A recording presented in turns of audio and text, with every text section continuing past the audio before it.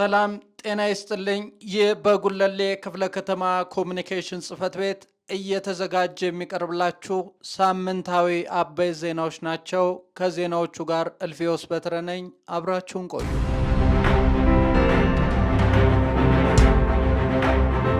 በጉለሌ ክፍለ ከተማ አስተዳደር በከተማ አስተዳደሩ የተዋቀረው የሱፐርቪዥን ቡድን በ2018 በጀት ዓመት ባለፉት 6 ወራት በተከናወኑ ተግባራት ምልከታ ተደረገ። በአዲስ አበባ ከተማ አስተዳደር የተዋቀረው የሱፐርቪዥን ቡድን በጉለሌ ክፍለ ከተማ አስተዳደር በ2018 በጀት ዓመት በ6 ወራት ሴክተር ተቋማት እንዲሁም በተለያዩ ወረዳ ምልከታ የተደረገ ሲሆን የክፍለ ከተማና የወረዳ አመራሮች በተገኙበት የኦሪየንቴሽን ውይይት ተደርጓል።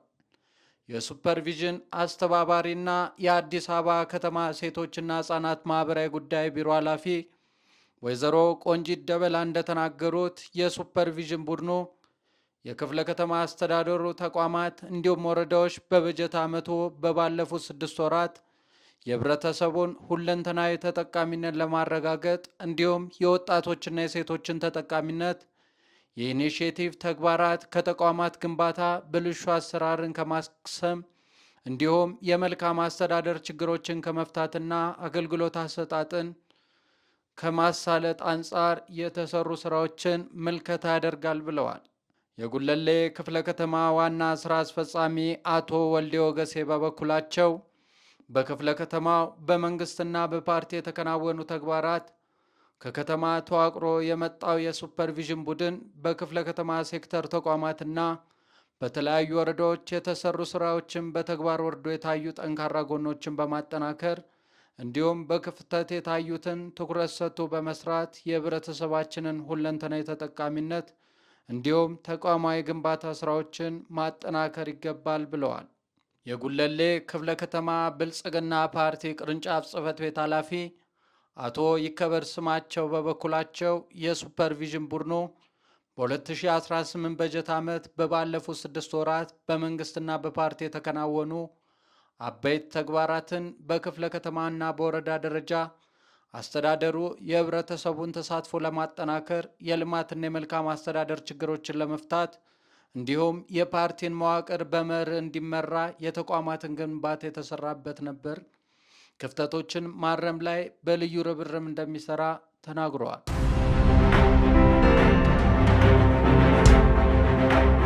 በጉለሌ ክፍለ ከተማ አስተዳደር መጪውን የገና በዓልን ምክንያት በማድረግ የምርት አቅርቦት እጥረት እንዳይከሰት በትኩረት እየተሰራ እንደሚገኝ ተገለጸ።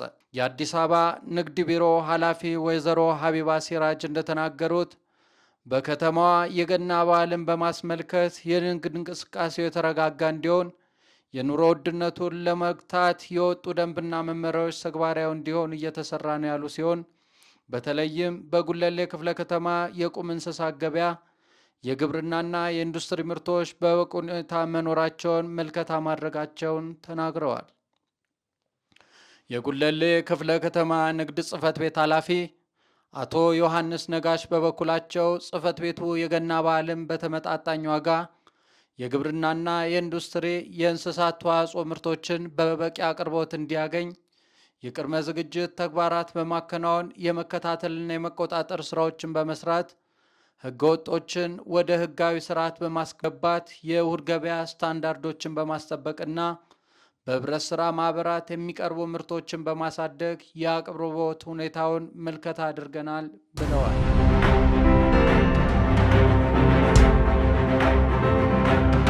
በጉለሌ ክፍለ ከተማ አስተዳደር የ2018 ዓ.ም የገና ባዛርና ኤግዚቢሽን ተከፈተ። በጉለሌ ክፍለ ከተማ በቂ የምርት አቅርቦት በተመጣጣኝ ዋጋ ለሁሉም ሸማቾች ለገናችን በሚል መሪ ቃል የ2018 የገና በዓል ባዛርና ኤግዚቢሽን ተከፍቷል። በመክፈቻ ስነ ስርዓቱ ላይ የተገኙት የአዲስ አበባ ከተማ አስተዳደር ወጣቶችና ስፖርት ቢሮ ኃላፊ አቶ በላይ ደጀን እንደተናገሩት የባዛርና ኤግዚቢሽኑ መከፈት በአምራቹና በሸማቹ መካከል መተማመን የሚፈጥር መሆኑን ጠቅሰው ምርትን በአደባባይ ማውጣት ደንበኛ ለማፍራትና የገበያ ትስስር ለመፍጠር እድል ይኖረዋል ብለዋል። የክፍለ ከተማው ዋና ስራ አስፈጻሚ አቶ ወልዴ ወገሴ በበኩላቸው በክፍለ ከተማው ያለውን የንግድ ስርዓት በማዘመን ነጋዴውንና ሸማቹን ተጠቃሚ የሚያደርጉ ዘርፈ ብዙ ስራዎች እየተሰሩ መሆኑን አንስተዋል። መጪውን የገና በዓል ምክንያት በማድረግ ያልተገባ የዋጋ ጭማሪ እንዳይደረግ የክፍለ ከተማው ነዋሪዎች ተጠቃሚ የሚያደርግ ባዛርና ኤግዚቢሽን የተከፈተ መሆኑንም ተናግረዋል። ባዛርና ኤግዚቢሽኑ አምራቾችን በተመጣጣኝ ዋጋ ምርቶቻቸውን ለገበያ በማቅረብና በማስተዋወቅ ረገድ ከፍተኛ አስተዋጽኦ እንዳለው፣ ባዛርና ኤግዚቢሽን የኢኮኖሚ እንቅስቃሴን የሚያነቃቃና የነዋሪዎችን ተጠቃሚነት የሚያረጋግጥ ነው ብለዋል።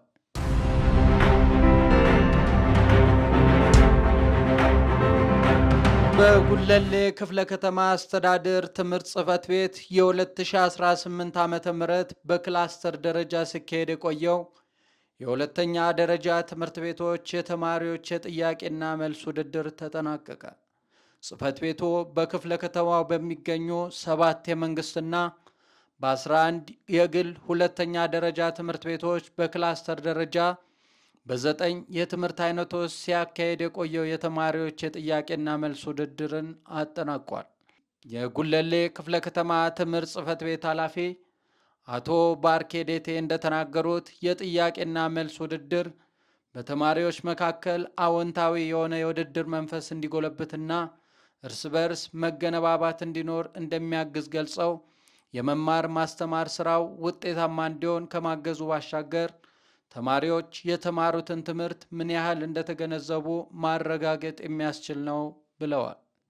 ውድድሩ በሁለተኛ ደረጃ ተማሪዎች መካከል መካሄዱ ተማሪዎች ለሀገር አቀፍ ፈተናዎች እንዲዘጋጁ የሚያግዝ መሆኑን በመጥቀስ በውድድሩ አሸናፊ ለሆኑ ተማሪዎች የእውቅና የምስክር ወረቀትና ሽልማት ተበርክቶላቸዋል።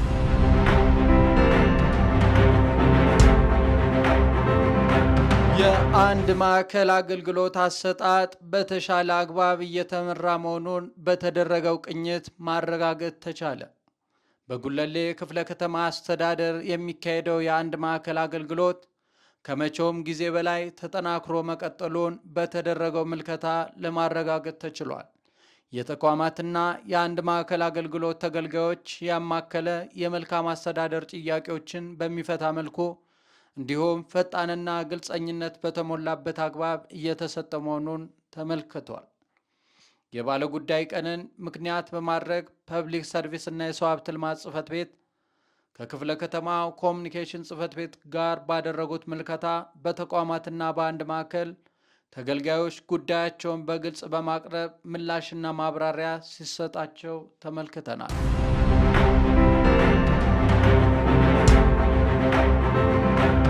የከተራና የጥምቀት ክብረ በዓል ሃይማኖታዊ እሴቱን ጠብቆ በሰላም እንዲከበር ሁሉም ኃላፊነቱን ሊወጣ እንደሚገባ ተገለጸ። የጉለሌ ክፍለ ከተማ ሰላምና ጸጥታ አስተዳደር ጽሕፈት ቤት መጪውን የከተራና የጥምቀት በዓልን ሃይማኖታዊ ስርዓቱን ጠብቆ እንዲከበር ከተለያዩ አብያተ ክርስቲያናት ከተወጣጡ ሃይማኖት አባቶች፣ የሰንበት ትምህርት ቤት ወጣቶች ከጥምቀት አስተባባሪዎች ጋር ውይይት አድርጓል።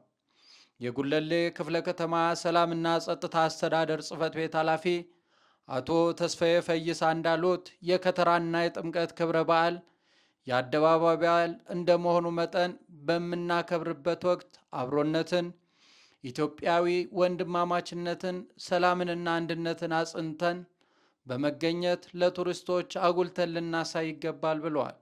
የጥምቀት ክብረ በዓል በዩኔስኮ በማይዳሰስ ቅርስነት የተመዘገበ ዓለም አቀፋዊ ክብረ በዓል እንደመሆኑ ከሃይማኖታዊ ትውፊቱ ውጭ የሆኑ አጀንዳዎችን ማራመጃ እንዳይሆን ከወዲሁ ጥብቅ ክትትል ማድረግ ይገባል።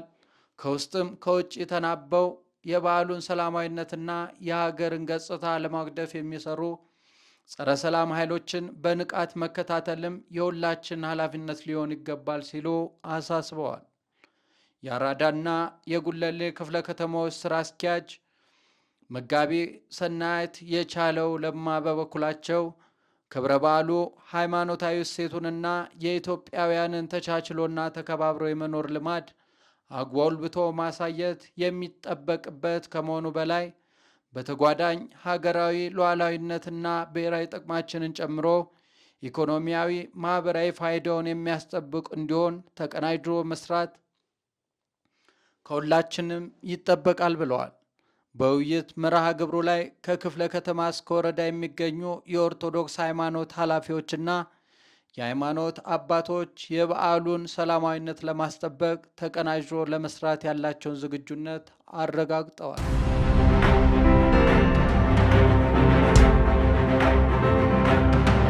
በንግድ ዘርፍ የተሰማሩ ኢንተርፕራይዞችና አንቀሳቃሾች የሚያጋጥማቸውን ችግሮች ከባለድርሻ አካላት ጋር በቅንጅት በመፍታት ውጤታማ እንዲሆኑ ማስቻል እንደሚገባ ተገለጸ። በጉለሌ ክፍለ ከተማ አስተዳደር በ10ሩም ወረዳ የስራና ክህሎት ጽሕፈት ቤት አዘጋጅነት የኢንተርፕራይዞች ውጤታማነት ለአዲስ አበባ ብልጽግና በሚል መሪ ቃል በንግድ ዘርፍ የነባር ኢንተርፕራይዞች የድጋፍ ማዕቀፍና የባለድርሻ አካላትን ሚና ያካተተ በክፍለ ከተማው የውይይት መድረክ ተካሂዷል። የውይይቱ ዓላማ በንግድ ዘርፍ ኢንተርፕራይዞች የሚያጋጥማቸውን ችግሮች ለመፍታት ባለድርሻ አካላት ተቀናጅቶ በመስራት ምርታማነታቸውን እንዲያረጋግጡ ማስቻል እንደሆነ ተገልጿል። በመድረኩ ላይ የጉለሌ ክፍለ ከተማ ምክትል ዋና ስራ አስፈጻሚና የስራና ክህሎት ጽሕፈት ቤት ኃላፊ አቶ ሰለሞን ታደሰ እንደተናገሩት በክፍለ ከተማው በንግድ ዘርፍ ከነባር ኢንተርፕራይዞች ጋር የተካሄደው መድረክ የነባር ኢንተርፕራይዞችን አቅም ለማጠናከር፣ ምርታማነታቸውን ለማሳደግ፣ የሚገጥማቸውን የተለያዩ የመልካም አስተዳደርና የውስጥ ችግሮችን ለይቶ ለመፍታት የተደረገ ውይይት መሆኑን ገልጸዋል። የክፍለ ከተማው ስራና ክህሎት ምክትል ጽሕፈት ቤት ኃላፊ አቶ መሰረት በለጠ እንደተናገሩት በንግድ ዘርፍ ኢንተርፕራይዞች የሚያጋጥማቸውን ችግሮች ከባለድርሻ አካላት ጋር በቅንጅት በጋራ በመፍታት በቀጣይ ለሚሰሩ ስራ አቅም ከዚህ በፊት የተሰሩ ተሞክሮችን በማድረግ ኢንተርፕራይዞችን ምርትና ምርታማነታቸውን እንዲያረጋግጡ ለማድረግ ያለመ መሆኑን ገልጸዋል። ከተሳታፊዎች ሀሳብና አስተያየቶች ጥልቀት ያለው ውይይት የተደረገ ሲሆን ምላሽና ማብራሪያ ተሰጥቶ የጋራ መግባባት ላይ በመፍጠር ተጠናቋል።